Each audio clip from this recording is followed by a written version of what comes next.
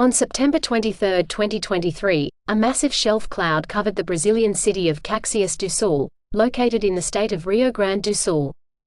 Shelf clouds are round-shaped clouds that form along the leading edge of thunderstorm outflows, and they can be associated with strong winds and heavy rain.